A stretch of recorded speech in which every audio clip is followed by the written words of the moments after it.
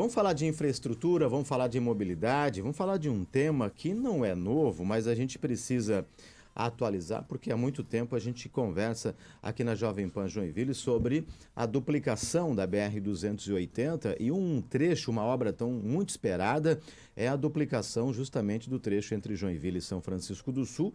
As obras do lote 1, por exemplo, iniciaram em 2018, mas pararam em 2022, e a gente vai entender quais são os motivos, quais são as perspectivas, o que se espera, né, para 2025 em relação a essa obra essencial aqui para o norte de Santa Catarina. A gente conversa agora com o superintendente do Departamento Nacional de Infraestrutura de Transportes em Santa Catarina, o Alisson Rodrigo de Andrade, para a gente atualizar esse tema muito importante. Alisson, bom dia, meu caro. Bem-vindo à Jovem Pan Joinville. Obrigado por conversar com o ouvinte da região. Bom dia, amigos da Jovem Pan Joinville. É um prazer estar com vocês nessa manhã. A pergunta que o ouvinte faz e quem utiliza, né, esse trecho da 280, né, Alisson, por que as obras de duplicação da 280 em São Francisco do Sul ainda não são uma realidade, hein?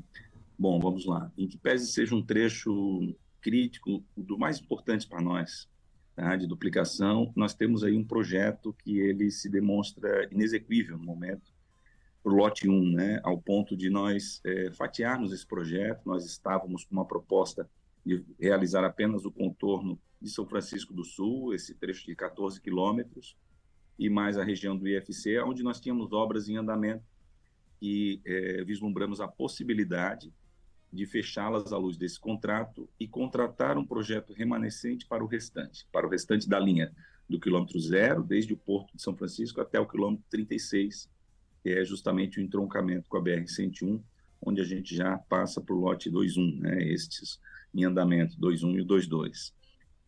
Pois bem, fizemos essa revisão de projeto e fomos até o TCU, numa decisão, uma conversa inédita que a gente teve aqui no DENIT de Santa Catarina, histórica, para que a gente pudesse vislumbrar uma possibilidade de aproveitar esse contrato, capturar orçamentos ainda desse ano, 24 e 25, e concluir esses dois segmentos que nós entendíamos importantes para não paralisar a obra enquanto a gente projeta o remanescente. Pois bem, da reunião com o Tribunal de Contas da União, ficou acordado que isso não poderia ser feito com um aditivo superior a 25%, que é o que a Lei de Licitações prega. A Lei de Licitações 8666 é a que vigiu quando nós fizemos o certame desse lote, e, portanto, é a lei que a gente deve perseguir, né?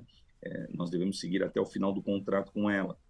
E, ao vislumbrar essa possibilidade, nós reduzimos o escopo do contrato, fizemos uma revisão que coubesse nesse aditivo, encaminhamos a Brasília, foi aprovado. Então, isso tudo, nesses últimos meses, percorreu para a gente chamar a empresa, e chamamos, fizemos uma reunião. Eu estive em Brasília com o diretor de infraestrutura rodoviária, e a empresa ficou de nos dar uma resposta, pois é um contrato administrativo, é um contrato bilateral, né? Então, ele é por adesão, e a gente tem umas certas premissas, né? Nós estamos reduzindo o escopo, claro, para atingir o objetivo da administração pública, e, portanto, a empresa precisa concordar com essa possibilidade. Ela nos pediu uma dilação de prazo para responder, né? Ainda está avaliando. Então, está em curso uma negociação para tentar retomar, né, o lote 1, nesses dois segmentos, entre São Francisco, o contorno de São Francisco, e no IFC. Agora, o remanescente, nós já pedimos, a Brasília está elaborando um termo de referência, já fizemos algumas reuniões, algumas tratativas já bastante avançadas do que incluir nesse termo de referência, que vai contratar um novo projeto. Nós precisaremos, sim, de um novo projeto, e isso deve ser contratado ainda esse ano, tá? Para que a gente possa concluir toda a linha, né? Concluir do quilômetro 0 ao 36. Então, independente da nossa ação, que é uma tentativa de retomar esse contrato para concluir tudo aquilo que foi atacado já, né? Toda aquela questão de terraplenagem que está avançada no contorno de São Francisco. O contorno de São Francisco são pelo menos 13 quilômetros, e nós podemos concluir e entregar à população, aí, muito importante para São Francisco, Araquari, região, né? E ter uma continuidade na obra, né? Porque quando a gente estiver concluindo esse tramo, essa parte, especialmente do contorno, nós poderemos já estar com um projeto avançado, e aí sim a continuidade do empreendimento, que eu aí faço um adendo, né? Nós temos ainda o canal do Linguado, pendente de uma indefinição, que eu também fiz um movimento já junto ao Ministério Público, e nós tivemos uma reunião muito boa na Univale há 2 semanas, e eu pedi uma definição que seja pela abertura ou fechamento do canal, para que a gente possa entrar com pedido de licença no IBAMA. Caso contrário, nós não podemos sequer contratar o projeto do canal do Linguado. Então, é um outro gargalo que eu já gostaria de colocar nesse remanescente, para que a gente possa, aí sim, ter uma linha inteira projetada, né, ter toda a possibilidade de concluir o quanto antes esse lote 1 de duplicação da BR-280. Superintendente, só para deixar claro para o ouvinte, né? Então, nesse caso do lote 1, né, daquele trecho que a gente está falando ali da região de São Francisco do Sul, que liga, né, Araquari com São Chico, outras cidades também, se a empresa, neste momento, não concordar com o novo prazo, isso pode atrasar ainda mais a possibilidade de uma retomada de obras por ali, então. Essa é a realidade, né? Perfeito, é exatamente essa. Nós estamos ainda nessa dependência da empresa, claro, teria a segunda colocada, mas é uma situação muito sensível, né? Porque nós estamos reduzindo o escopo do contrato, nós tínhamos uma linha de 36 quilômetros, agora nós vamos atacar 17 quilômetros praticamente, ao contorno de São Francisco, mais uma vez, e o IFC, né? A região ali onde tem um viaduto.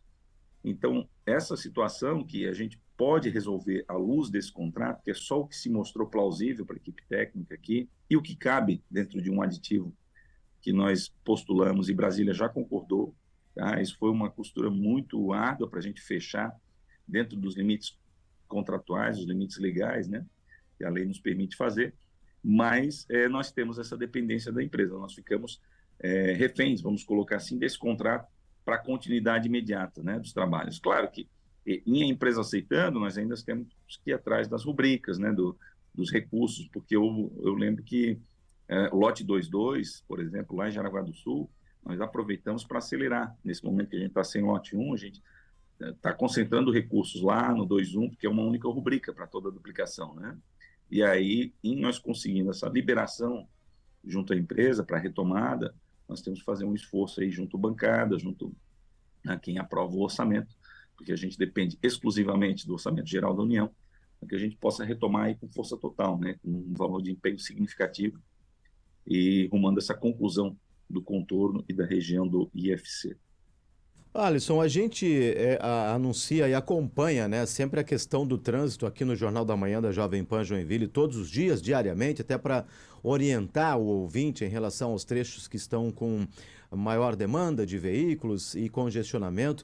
E é claro que a BR-280, essa região ali do IFC, outros pontos também, sempre, né, todos os dias, principalmente agora, entre 7, 8, 9 da manhã, sempre tem fila, sempre tem congestionamento. Agora, com a chegada do verão, daqui a alguns dias, daqui a alguns meses, aquele cenário volta a se repetir de longas filas para quem sai de Joinville e outras cidades e vai para as casas de veraneio, né, em Balneário Barra do Sul, São Francisco do Sul. Bom, a pergunta é a seguinte: o DENIT tem alguma previsão de alguma solução, mesmo que paliativa, a ampliação de alguma faixa, algo nesse sentido para ajudar a ter esse escoamento de veículos no período de verão, que é a temporada com maior demanda nessa região, ou por enquanto não há o que fazer em relação a isso, hein?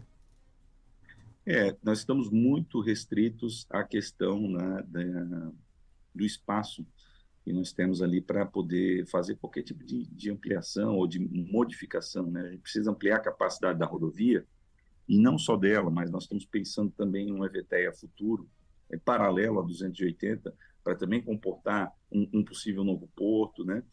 A gente já vê que é uma região muito saturada, independente da questão do verão, que a gente sabe que a questão vai se agravar, né? A gente já viu em verões passados e a tendência é ser cada vez pior.